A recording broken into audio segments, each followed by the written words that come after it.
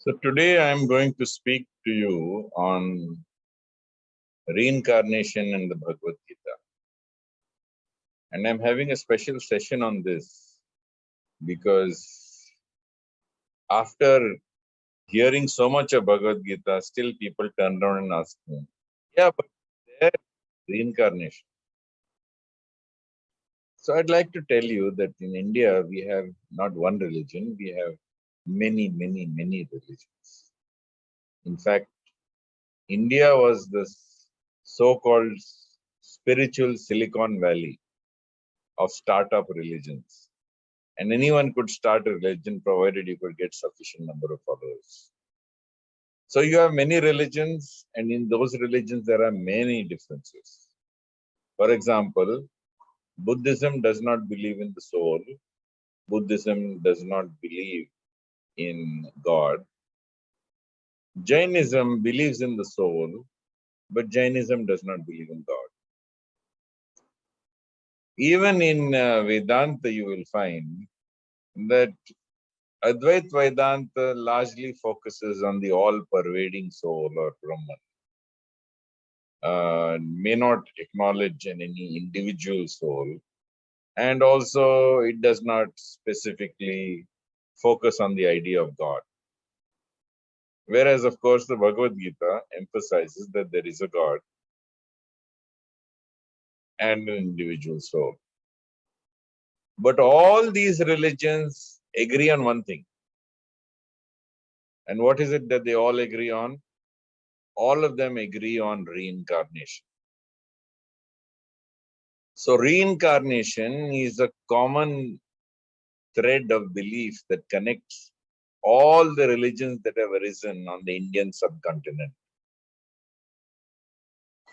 Not only is it a binding factor for all religions, because every religion that has taken birth on the Indian soil has demonstrated the presence of reincarnation and belief. But you can also see that religions that have come into contact with Indian philosophical thought also have come to around to the idea of accepting religion. Many Shia sects believe in religion. So even in Islam, you will find that there are believers of reincarnation. For example, the Druzes believe in reincarnation. So in this way, there are many other religions also where people believe in reincarnation, though their religion may not specifically talk about it. In the United States, a survey has shown that about 30% of people believe in the idea of reincarnation, regardless of religion or lack of religion. Similarly, if you go to Europe, in Europe, around 20% of people accept the idea of reincarnation. So reincarnation is a fairly universal, or at least a fairly widespread belief. And while there are texts which talk about reincarnation, but the earliest text that really emphasizes and describes reincarnation is none other than the Bhagavad Gita. Before we go on to the Bhagavad Gita per se, I have given you an idea that most religions accept or at least have a widespread belief in reincarnation. And there's a reason for that. And the reason for that is that from time to time, a reincarnated individual as a child brings attention to himself by talking about his previous life. This is often publicized in the newspapers. It sometimes comes on television. People come and interview him. And more important, in the University of Virginia, a professor, Ian Stevenson, who was headed the Department of Parapsychology, did extensive research on reincarnation. And what do you mean by extreme research on reincarnation? He wrote more than 17 volumes on reincarnation. And these volumes discuss cases which he himself and his team have personally investigated. He used to travel around the world and he would go to places where reincarnations were reported. And then he would study them to see whether they were fake or whether they were true. And when he was sure that there was nothing to demonstrate that it was untrue, and then there was no other reason for the child to talk that way until or unless it was a fact of reincarnation, only then he would accept it as a case study and enter it into his research volumes. The books of Ian Stevenson, Professor Ian Stevenson, are available on Amazon. And I encourage you to look up those books. Because if you go onto Amazon books and you ask for Professor Ian Stevenson, you will see all his books. And how do I know so much about Professor Ian Stevenson? I know about Professor Ian Stevenson because Ian Stevenson had a research student who was posted with him. And this person came from India. And this person's name is Dr. Satwant Pasricha. And this lady who was working in NIMHANS, after she finished her PhD, she went to do her postgraduate research or postdoctoral research with Dr. Ian Stevenson in Virginia. And having gone there, she published several books on reincarnation. And in those books that she published on reincarnation, on cases that she had personally studied, she demonstrated cases where a person who was shot with a bullet at the site of the bullet injury demonstrated a birthmark. It was very typical and classical, seen in a large number of people. And so I went to Bangalore and I visited NIMHANS. And now I believe she heads NIMHANS, if I'm not mistaken. But at that time, she was the head of the parapsychology division in NIMHANS. And she was kind enough to give me an interview, and she was kind enough to gift me a couple of her books, which are on reincarnation. And she said that while there is no proof that everyone is reincarnated, there is no doubt that reincarnation is an established phenomenon. In scientific parlance, in scientific language, they speak of reincarnation as metempsychosis. And because some religions encourage this belief or are neutral to it, and then there are some religions that actively, suppress this belief when they manifest in their children. Dr. Ian Stevenson even went and wrote a book on European cases or Western cases of reincarnation. And he wrote, this book is called, I think, Reincarnation of the European Type. So it is not only in India that reincarnation takes place, it's taken place all over the world, and there are people who studied it all over the world.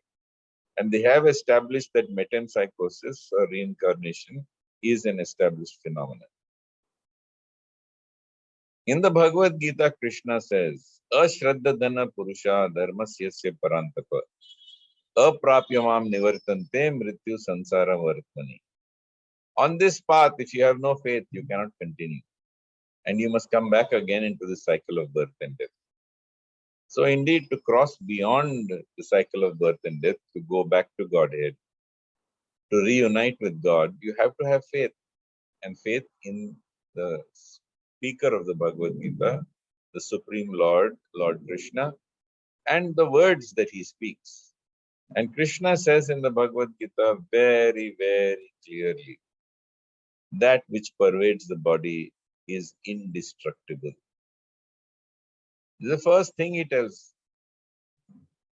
Arjuna. That that which pervades your body is indestructible. You can neither kill nor can you be killed. This is an illusion that you believe. That in truth, you are only changing bodies. Dehinosmin yatha dehe kaumaram yauvanam jara tatha dehantara praptir dhirastatrana muyati. From infancy to childhood, to youth, to maturity, to middle age, to old age, you are constantly changing bodies. And finally, at the time of death, you change your body once again. So, you should understand this, that even now you're changing your body. As a matter of fact, they have done carbon-14 dating, and they have found that no cell in your body is more than 7 to 10 years old, which means that every 7 years, you are changing every single cell in your body. And using other radioisotope studies, they have demonstrated that actually every molecule in your body changes every year. So much so that you are not a statue, you are a flame. You are not a statue, you are flowing water. Just like you can put your hand in the river and at no time do you pick up the same river water, so also you believe that you have a body, but that body is changing all the time.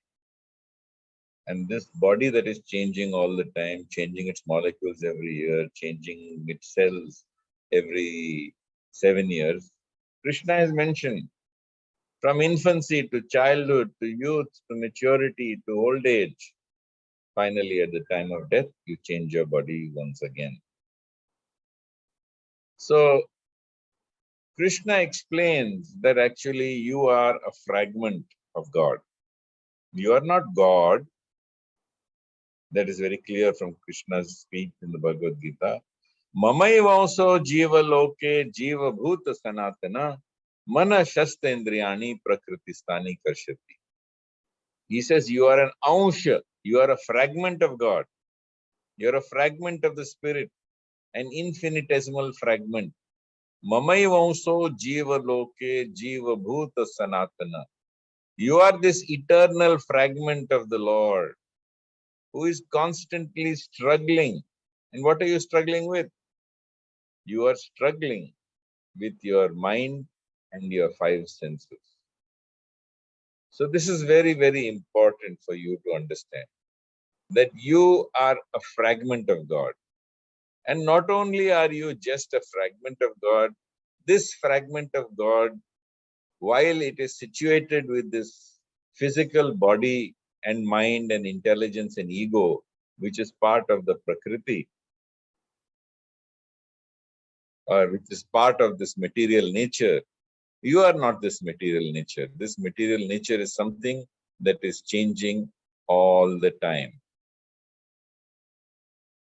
So, in the Bhagavad Gita, Krishna says that this soul is situated in such a manner that it does not actually get involved with this Prakriti.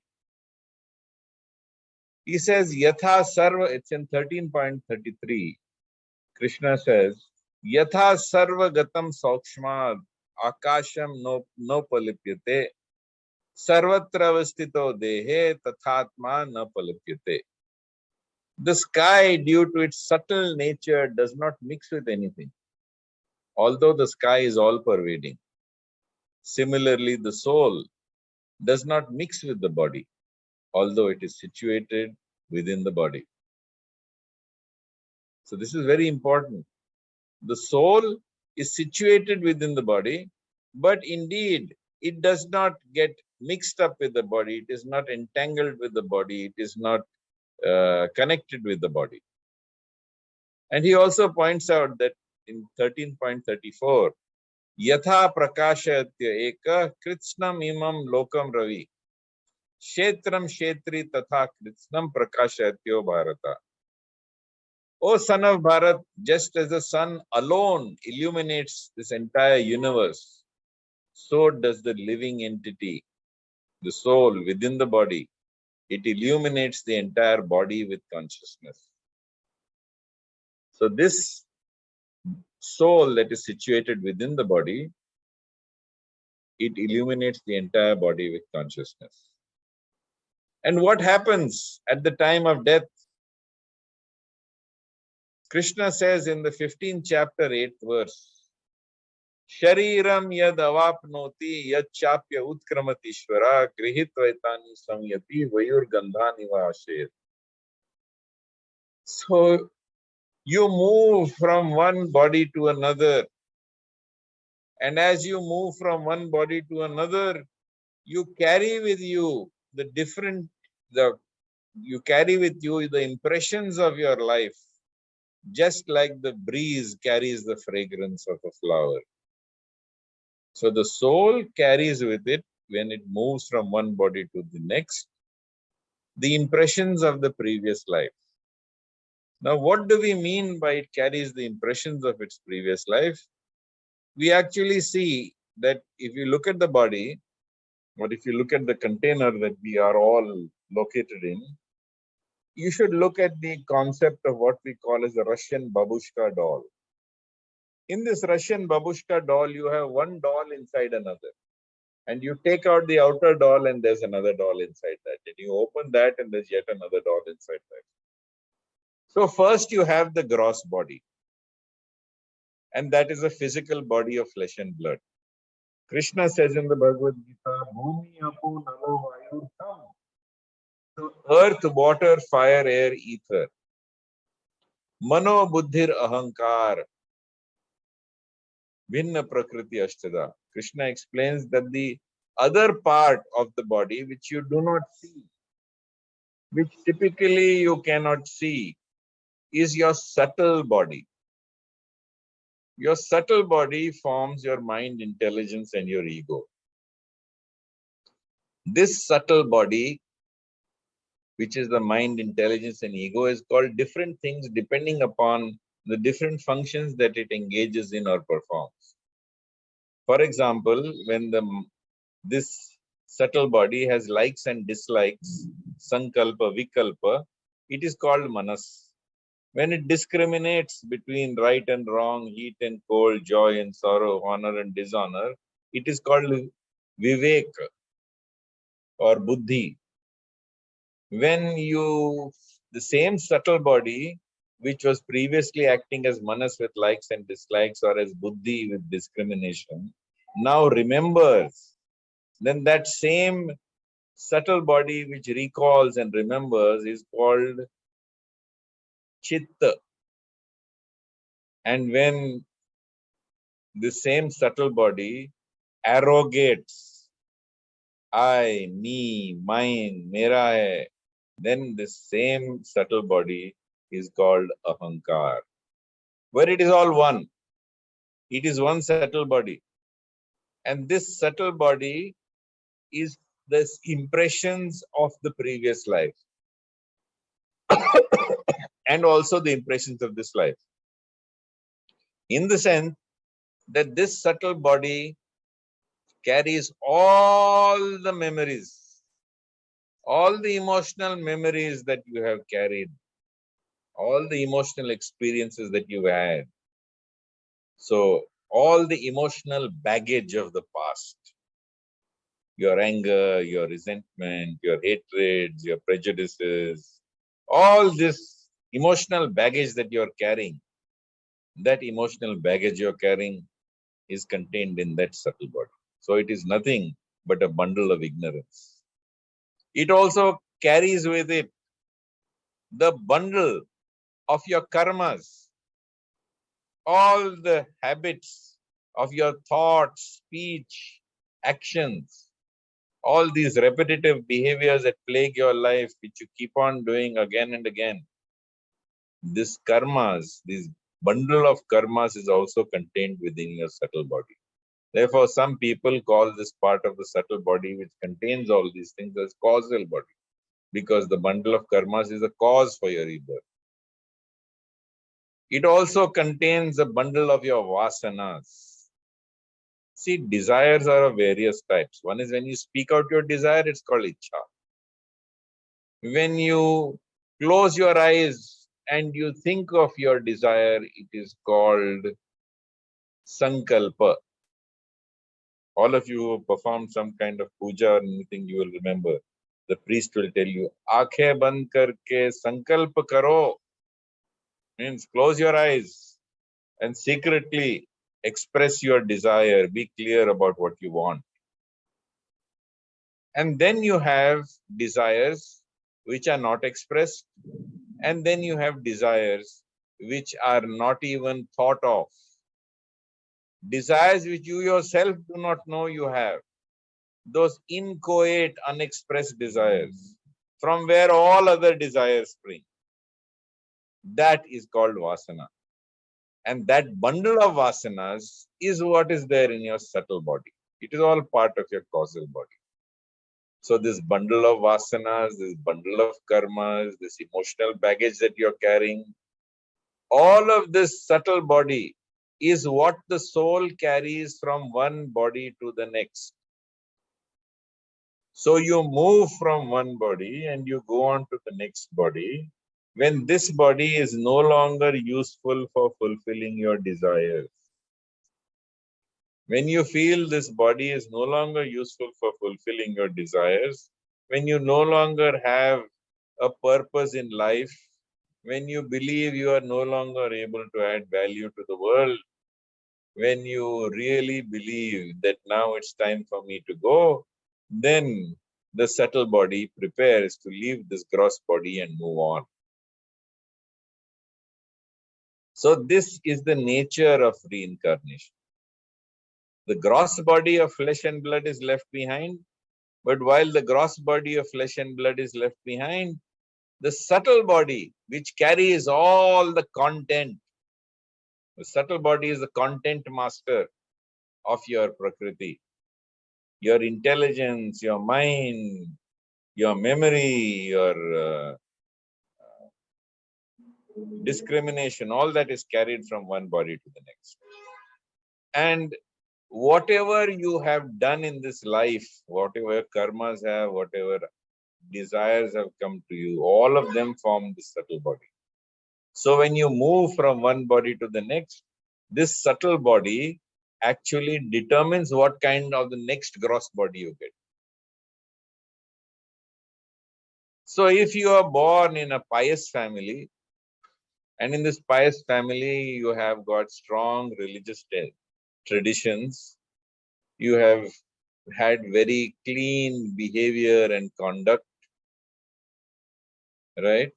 You are born in a vegetarian family where nobody drank any liquor, where everyone behaved themselves, respected God, had self-discipline, did meditation, yoga, engaged in puja, part. And then, having been born there, you chose to keep the company of people who did all the wrong things. People who ate meat, people who drank liquor, people who went carousing, people who went womanizing. If you kept the company of these people, you acquired all kinds of new tastes, you acquired all kinds of new habits. So next life, will you get such a pious birth again? Never. The Bhagavad Gita clearly says, Asuram yonim apanam mudo janmani janmani. Clearly states that one who behaves like an asura, one who behaves like a godless individual, one who behaves in an impious way, such a person goes in a downward spiral, birth after birth. He is born into the womb of fools. On the other hand, you may be born in a family which is not very pious, where they have other traditions. It's very natural to eat meat. It's very natural to have a drink in the family. Well, but if you change your ways and you direct yourself towards God, if you follow the message of the Bhagavad Gita, you follow the four principles of dharma, of compassion, of cleanliness, of austerity, of honesty. You avoid eating products of violence. You avoid taking intoxicants. You avoid illicit sexual activity. You indeed avoid gambling of all sorts. Then, by chanting the holy name, by cleansing your mind, by cleansing your subtle body, you will move upwards in that spiral. And if you are totally dedicated to God, if you are sincere to God, if you are surrendered to God, then you will be transformed completely. Krishna says, even if you have performed actions which have been abominable in the past, Krishna clearly says, Api chet sudracharo bhajate mam ananya bhak sadhur eva samantavya samyak vyavasito hi sah. Shipram bhavati dharmatma shashvat shantim nigacchati kaunteya pratijanahi name bhaktya pranashyati.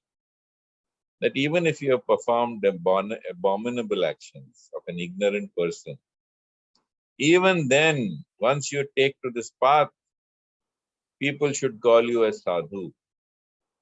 Because I ask you, Arjuna, to declare it boldly that my devotee shall never perish. Very quickly he will become a Dharmatma. And very quickly he will come back to me. Krishna also says, Api chedasi papebhyo sarvebhyo papakritamaha. So even if you are the most sinful sinner amongst all sinners, you may be the Nobel Prize winner amongst all sinners. Even then, he says, you as if seated on this realization, this spiritual realization of knowledge which you get, you will cross over this ocean of suffering.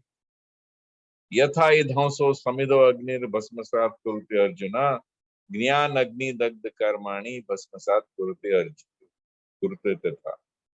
So just like firewood is burnt into ashes by fire, so also all your sins will be burnt into ashes by the spiritual knowledge that you will acquire through the performance of yajna and living your life in sacrifice to the Lord.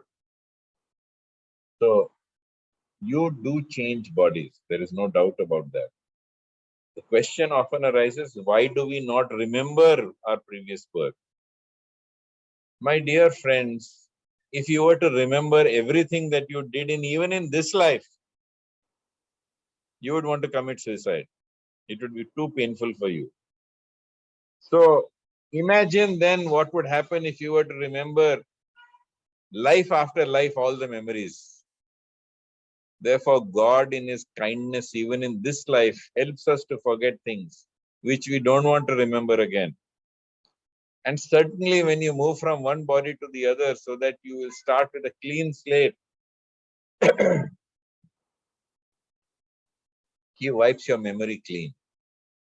Even those people who do remember their reincarnation, by the age of 5 years or so, they quickly forget everything of their previous life.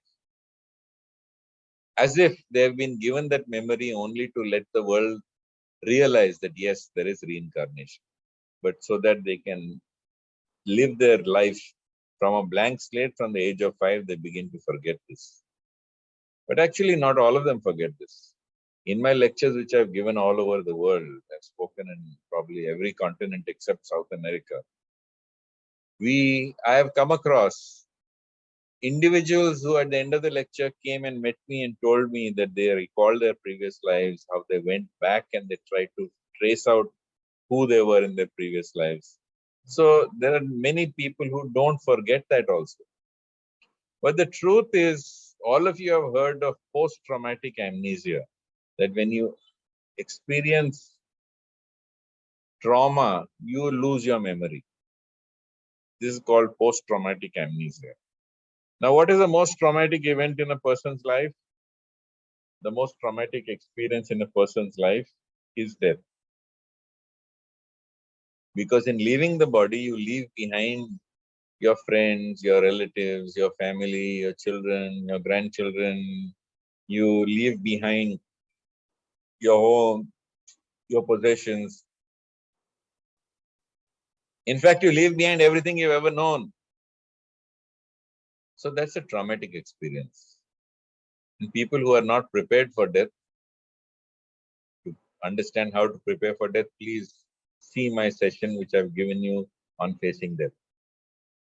But for those who are not prepared for death, death is such a traumatic experience that they quickly forget the actual memories of the previous life.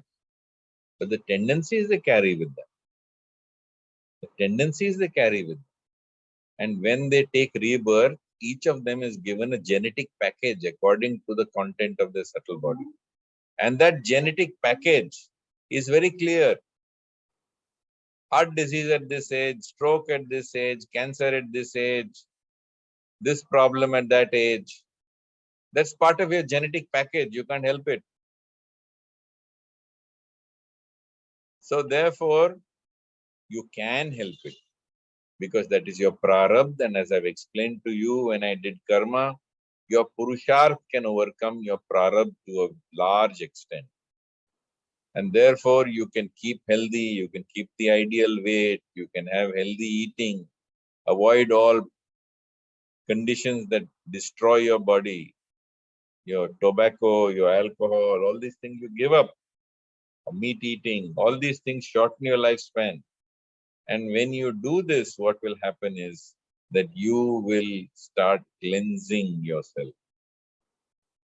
So reincarnation does exist. The Bhagavad Gita affirms and reaffirms that there is reincarnation. But you can escape from the cycle of birth and death by surrendering to Krishna. Krishna clearly says in the Bhagavad Gita that, it doesn't matter what your birth is, what your sex is, what your gender is, where you come from, what actions you perform. Once you surrender into the Lord will deliver you in this life itself. Why do we not want to come back again into this life? Because when you experience life to its fullest, you will understand that this life and every life is full of janma, mrityu, jara, vyadhi, dukkha, dosha, darshana. That birth, death, old age, disease, fault, misfortune, and happiness are guaranteed to everybody. So therefore, because we don't want to go through this suffering again and again and again, and we choose to take shelter of God, we must remember God and forget ourselves. We must chant Hare Krishna, Krishna Krishna, Hare Hare. Hare Ram, Ram Ram, Hare Hare. At least 2 hours in the morning, 2 hours in the evening. Of course, if you get a holiday, which is really a holy day, you can chant roughly 8 hours in the day. This will cleanse your mind, it will pacify your mind, it will make your mind silent. Your tongue will also cease unnecessary wagging. You will lose the desire to watch things which are anarthas, which are not necessary for your life. You will become a silent, passive person who is full of love, and you will try to do something to add value to the world and to the lives of people whom you come in contact with. So I will pause because I'm sure there must be some questions on this. So you can please go ahead and ask questions. Yes, of course. Dr. Shantanu, can you hear me? Very clearly. Okay, great. So we have a first question on Zoom. I'll read it out to you and then you can answer it. Is past life regression therapy advisable to check out one's previous births? Does knowing about one's past life help in dealing with the present life and existing problems? See, this is very interesting because ever since hypnosis became prevalent and people became aware of reincarnation, many hypnotists got into the act to increase their practice, to increase their income, and to increase their dhanda or business. But what happened was the earliest experiences in pre-Second World War, they found that people who remembered their past lives were not really remembering their past lives because their memories of their past lives had been already wiped out by what I explained as post-traumatic amnesia. So what is this past life that they were regressing into? It was the books that they had read and forgotten. It was stories they had read but forgotten, or heard but forgotten. It's the movies they saw but they had forgotten. So really, when they undergo the so-called past life regression therapy, there is strong evidence that they often are recalling simply fiction which they have sort of lived through by entertaining themselves in this life itself. Now, do you need to understand the past life in order to resolve the issues of the present life? Certainly not. We are here to not to resolve the issues of this life by going into past lives, but we are here to resolve the issues of this life by turning to God. And it is God who resolves the issues, not you. Krishna says, Sarva dharman parityaja mamekam sharanam raja. Aham tvam sarva papebhyo mokshayishami masucha. Abandon all other varieties of religions, philosophies, practices, and surrender unto me, and I will rescue you from all sin, never fear. So Krishna is the one who delivers. And Krishna is the one who guides you from your heart. You don't need to go into your past life. You need to go within. Krishna says, Ishvara sarva bhutanam hriday deshe arjuna tisthiti brahmyan sarva bhutani yantararudani maya. I am seated in your heart, driving you onward towards your destiny. You are seated in a machine made of material energy. What do you need to do? Tam eva sharanam gaccha sarva bhavena bharata tat prasadat param shantim sthanam prapshishi shashvatam. So what do you need to do? Surrender unto him. And by surrendering unto him, let him guide you, let him drive you towards peace, perfection, and the supreme destination. Tesham satatam yuktanam bhajatam priti purvakam dadami buddhi yogam tam yena mam upiyanti te. Tesham evanukampartham aham ajnana jamtama nashami atma bhavasto jnana deepena bhastuta. Krishna says very clearly, seated in, if you are constantly engaged in worshipping me, I give you that guidance by which to come to me. Seated in your heart with a shining lamp of knowledge, I take you out, I destroy the darkness born out of ignorance. So if you go into past lives, you're going into greater darkness because you're chasing your prakriti. You're chasing what was my body in the last life, what was my mind in the last life, what were my emotional connections in the last life. But rather you should concentrate on God and you should give up all thoughts of, forget about past life. Even in this life, your thoughts will diminish. Is it clear? Yes, thank you, Dr. Shantanu. The next question, Dr. Nagarkatti, you mentioned, and of course, we all know that the soul never dies. So, in case of a person who's done some wrongdoings in life, does all that get transferred, or is it passed on to the next birth? So the soul gets stuck. The soul doesn't really recover from the wrongdoings of the past life. Does it happen like that, or of Yes, course, it often happens like that. Krishna says, Asuram yonim apanam mudo janmani janmani. So you drink in this life, you are an alcoholic in the next life. You act violently in this life, next life you are a criminal. So you can go in a downward spiral in the direction you choose. Unless you are fortunate enough to get the grace of a spiritual person who guides you on the path to take you upward.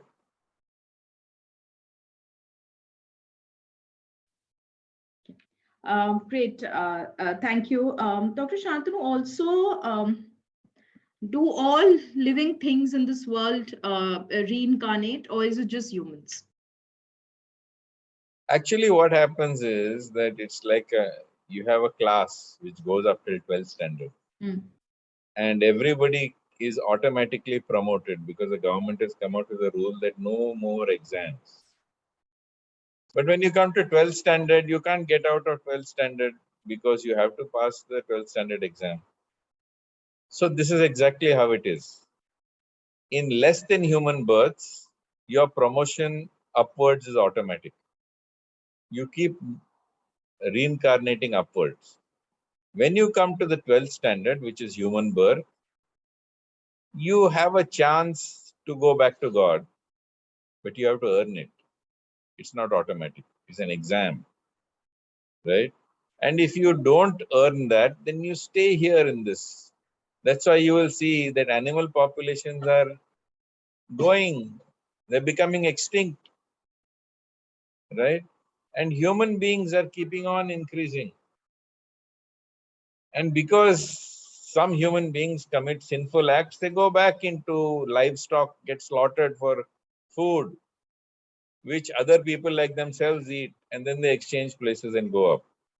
So this keeps on happening all the time. Okay. And, you mentioned that you have to earn and, kind of get away from the cycle of life and death. So Yes. how can one earn that? Of course, being devoted. Actually, do you have to earn it or does God give His grace? The answer is both. You have to earn it in the sense you have to work performing yajna, performing dana, performing tapasya in order to purify yourself. That you have to do because you will need to separate yourself from your prakriti. You need to work in a spirit of devotion and renunciation so that you can remember God and forget self. And when you forget self by remembering God, then you receive the grace of God without your obstructing it, without your prakriti obstructing it, without your ignorance obstructing it. And when you receive the grace of God, you go back to Him. Great. Thank you so much, Dr. Shantanu. I think I've just checked if we do have any more questions. No, we don't. I don't think we have any more questions. So thank you so much. And if you want to add anything to the session or you want to tell us anything about the next session, please go ahead. So what happens in the interval between one life and the other? This is also interesting. Because should you not choose this path and go back to God, everyone who doesn't take this path seriously and go back to God will be reincarnated. So if one is reincarnated, in the journey between one life and the next, what happens? What is heaven? What is hell? All these things we will discuss next time. Okay, great. Thank you so much, Dr. Shantanu. Looking forward to it. Hare Krishna. Thank you. Have a nice day. Thanks to everyone Hare who's Krishna, watching. Jai Shri Krishna, Hari Om. Thank Hare you. Om. Thank you.